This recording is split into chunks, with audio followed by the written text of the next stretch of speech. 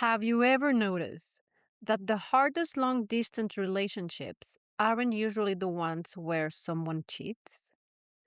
They are not the ones where someone disappears overnight or where there's obvious betrayal. As painful as those relationships are, at least they are easy to understand. The most confusing long distance relationships are the ones where there's still love. You talk every day. You miss each other constantly. The visits are amazing. You count down the days until you see each other again. You tell yourselves, we are going to make this work. And yet, little by little, something starts feeling different. The conversations become shorter. The silence feels heavier. A missed call suddenly means more than a missed call. A delayed text feels like emotional distance. And without realizing it, you stop asking, when are we seeing each other? And start wondering, are we actually building a future? Or are we just getting really good at waiting? Because that's the uncomfortable truth about long distance relationships. Distance really destroys a relationship by itself. What usually destroys it, it's everything the distance quietly exposes. The lack of structure, the lack of consistency, the lack of shared a plan. Today we are not talking about airport reunions or romantic countdowns or the fantasy that love conquers everything. We are talking about that actually allows two people to build a relationship from different cities, different routines, sometimes different time zones. Because love matters, but distance asks for something more. It asks for intention. It asks for constancy. It asks for structure. And without those things, even two people who genuinely love each other can slowly begin to drift apart. So today, let's answer one simple question. What does a long distance relationship actually need to survive? Because the answer has a lot less to do with distance than most people think. Welcome to Love Hacks.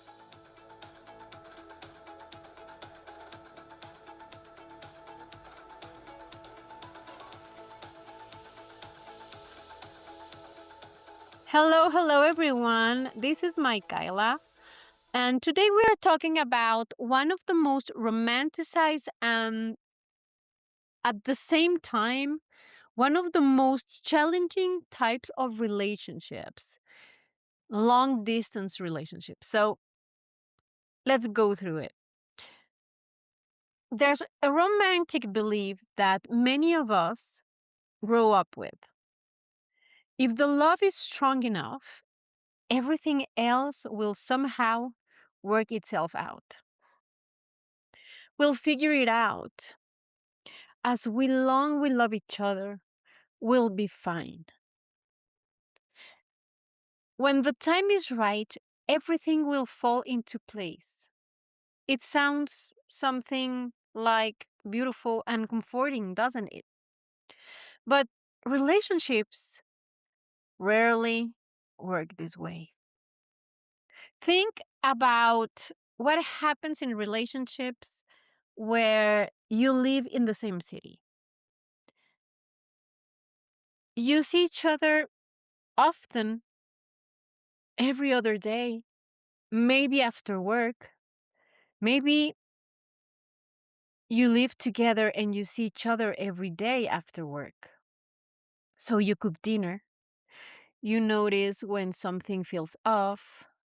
You spend time together without having to schedule every interaction. Those ordinary moments quietly strengthen the relationship. But what happens in a long distance relationship? Most of those moments disappeared. Communication has to carry much more weight. Trust has to carry much weight. Planning has to carry much more weight too. And that's why love alone isn't enough. Because let's be honest, love needs structure. And that structure begins with one simple question, guys. How does this relationship stay alive during an ordinary week? Not during a crisis, not during a reunion, not when someone feels lonely, just a regular Tuesday. Because if your relationship only feels strong during emotional moments, it isn't truly strong. We know that talking more isn't the same as feeling closer. And we need to understand that one of the biggest misconceptions about long distance relationships is that constant communication automatically creates intimacy. But it doesn't. You can change hundreds of texts with your crush or your partner every single day and still feel emotionally alone. You can spend 2 hours on FaceTime and hang up feeling like nothing meaningful was actually shared. You might have the most insignificant conversation during the 2 hours, and once you hang up, you are like, I feel like nothing happened. We shared nothing. And there's an important difference between contact and connection. Contact is quantity. It doesn't matter how long you're going to talk, that's contact. Connection is quality.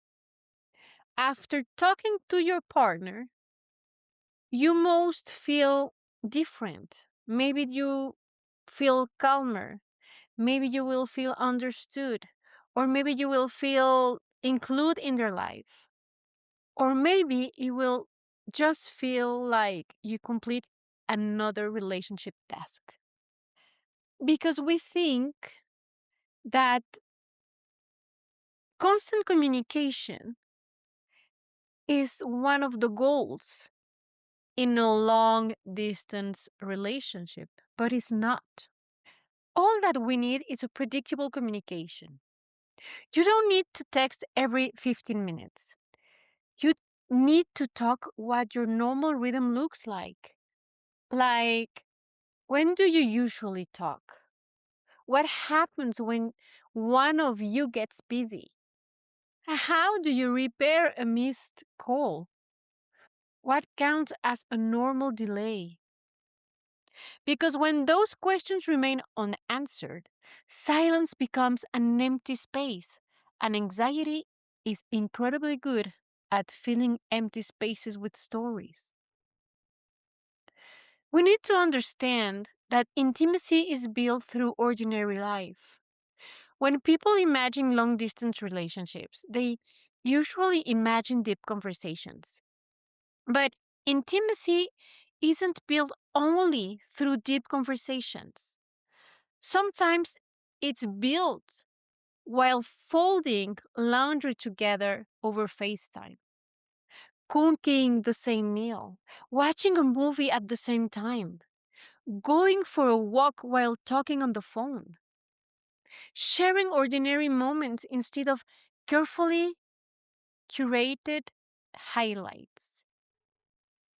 Because if your relationship only exists through emotional conversation, eventually it becomes a circle of longing. Longing reunions, goodbyes, and waiting. Instead of becoming a shared life. And that's why rituals matters. For example, you could do a Sunday video call, a good morning voice note, a shared playlist, a picture of something completely ordinary. You know, just rituals. Because rituals send a powerful message. Something like, you have a place in my week. And that creates an emotional security. Not because the ritual itself is magical, because it's not, it's just a message that you're sending to this person, but because consistency always feels safer than uncertainty. When you include your partner into your routine, like I was saying few seconds before, while you are doing laundry together, even if it's by webcam, you are including your partner in your routine, in your life. Even if you are so far away, your partner is feeling included in your life. He feels close to you. And that's why it's so important to share more than a conversation with them. Looking for real conversations about love, connection, and everything in between? Listen to Love Hacks. Honest, heartfelt, and in four languages: English, Espanol, Francais, and Portuguese. Find your version wherever you get your podcast. See you soon. Trust is not the same as control. And we have to be very clear here. Jealousy is a common feeling in long distance relationships. Not because people love less, but because so much of their partner's life happens outside their field of vision. We don't know where they are, we don't know what they are doing, we are wondering with who they are. We spend a lot of time wondering because we don't know the coworkers, we don't know where they are taking dinner, we don't know the people at the party. We are not maybe there for the late night conversation all the time. And when we can't see something, our minds naturally fill the blanks. And the problem is that they often do that, but with fear. And that's where many couples make a dangerous mistake.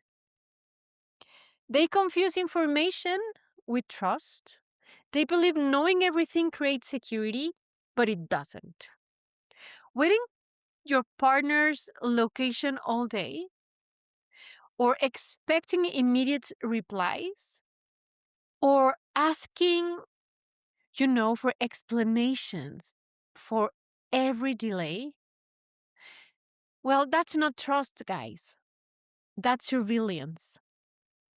We need to understand that healthy relationships leave room for independence.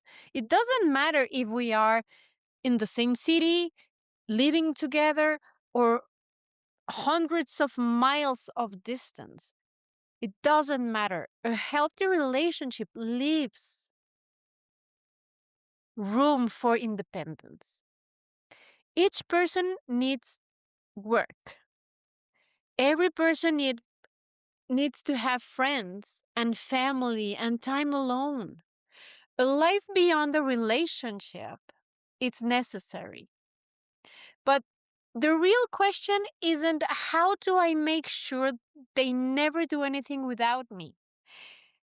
It's how do we build enough trust that both of us can fully live our lives without threatening the relationship? Because real trust doesn't eliminate independence, it protects it. And that's why I'm telling you guys it doesn't matter how far you are from your partner, you need to trust your partner.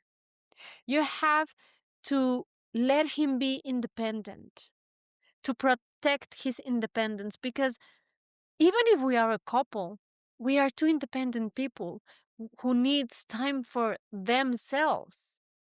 And that's why it is so important in a long distance relationship to be able to manage this independence.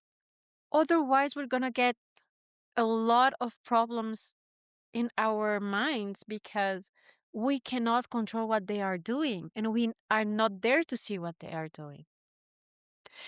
And that's why every long distance relationship needs a destination.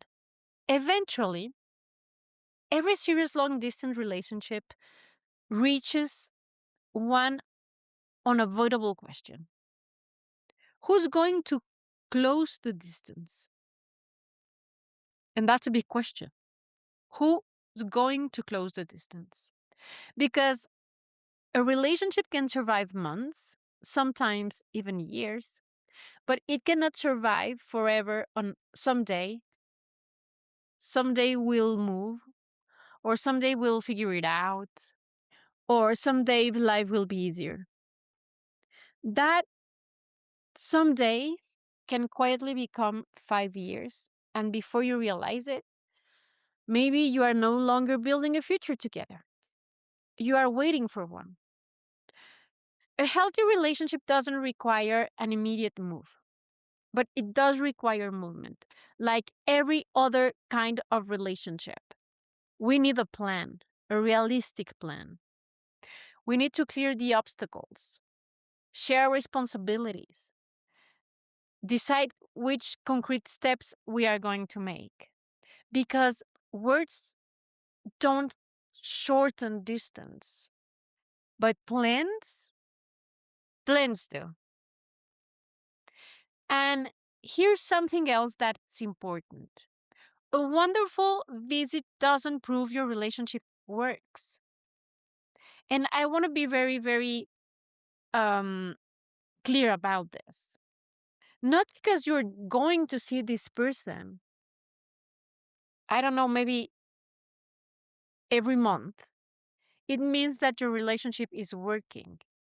It only proves that you have chemistry.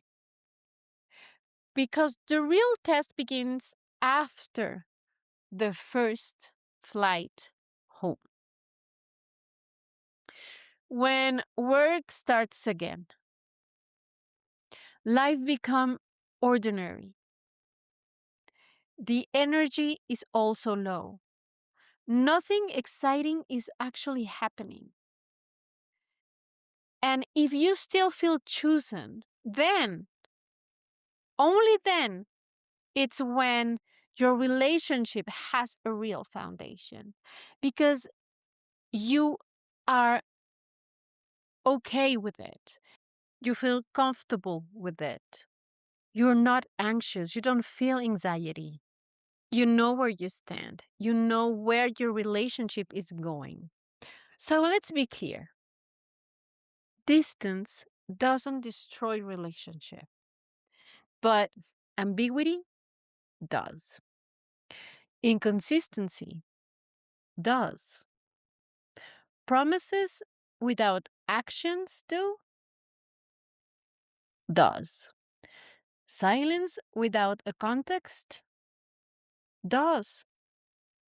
And the future that never becomes a plan does. Healthy long distance relationships aren't the ones where people never miss each other, because you can miss your partner constantly. They are the ones where both people feel that every decision they are making is bringing them closer to the same life. Because the goal was never to spend forever missing each other. It was a moment that we need to be apart because for some reason, a work thing, a study thing, something. But the goal wasn't to spend our life missing each other. The goal was always to build a life where one day you no longer have to say goodbye and spend the rest of your lives together. But maybe that's the real measure of successful long distance relationships. Not whether you survive the distance, but whether the distance was actually taking you somewhere. Because love isn't just about enduring, It's about building. Every difficult conversation, every compromise, every flight, every late night phone call, every goodbye should be part of something bigger. A future that becomes a little more real every single day.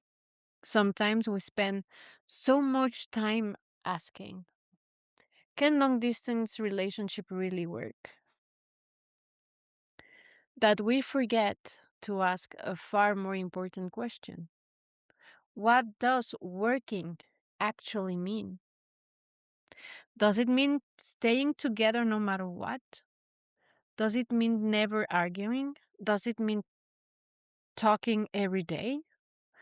Or does it mean waking up every morning knowing that both of you are still moving toward the same destination? Because that's what commitment looks like from a distance. It's not a perfect communication, it's not a constant reassurance, it's not pretending that loneliness doesn't exist. It's choosing the relationship again and again and again. Even when it's convenient, even when it's inconvenient, even when life gets complicated, even when being apart feels incredibly difficult. And perhaps that's the greatest lesson long distance relationships have to teach us. Love isn't measured by how intensely you miss someone. It's measured by what you are both willing to build while you are apart. Because missing each other, it's inevitable. Growing together, it's a choice.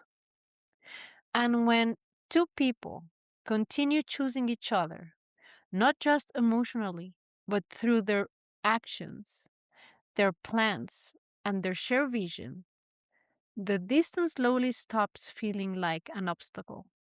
It simply becomes a chapter of a much bigger story. A story that was never meant to end with two people living in different places, but with two people finally sharing the same home. Before we finish today, I'd like to leave you with one final thought. I think that one of the biggest misconceptions about long distance relationship is that they are constantly testing your love. I don't actually think that's true.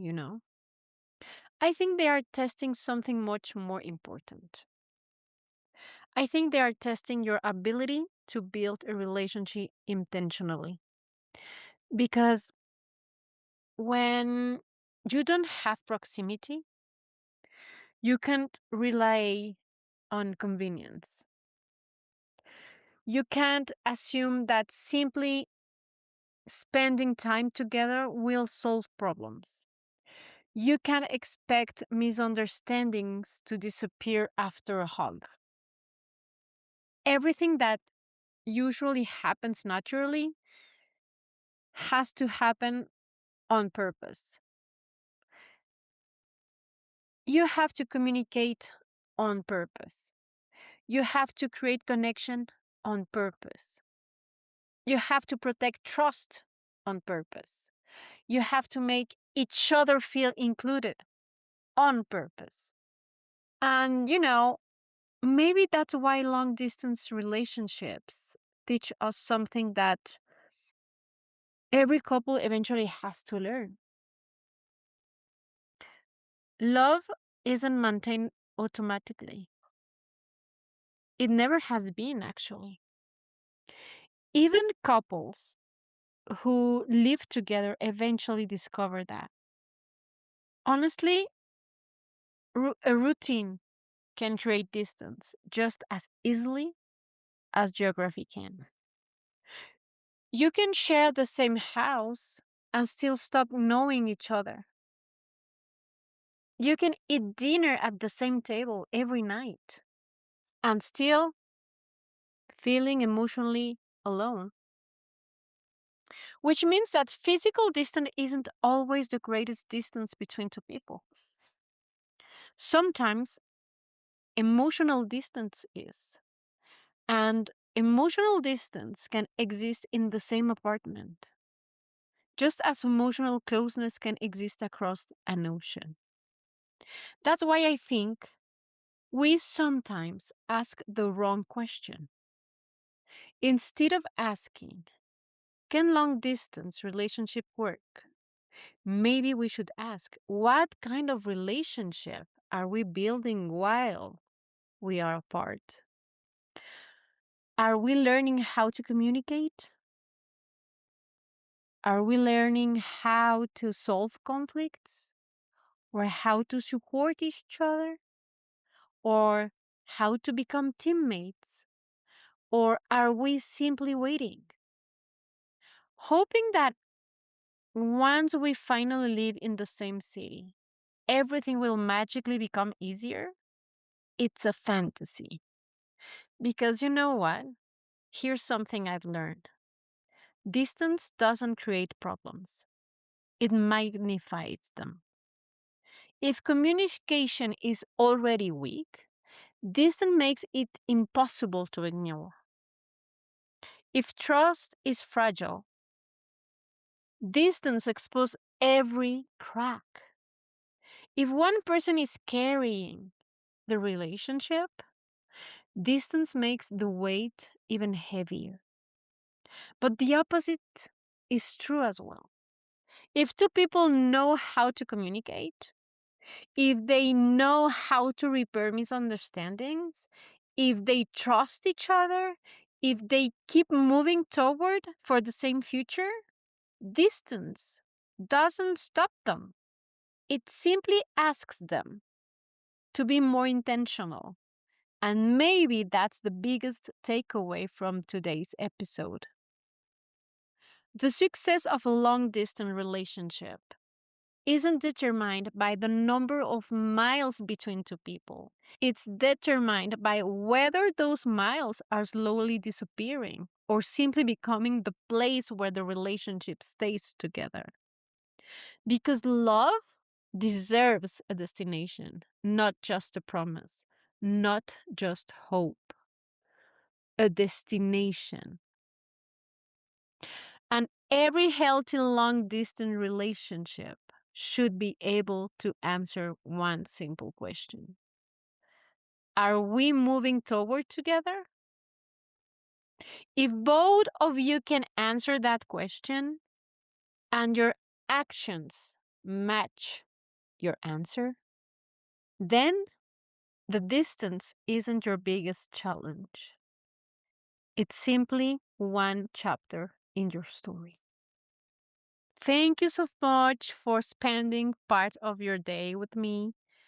I truly hope today's conversation gave you something to think about, not just about long distance relationships, but about the kind of relationship you want to build.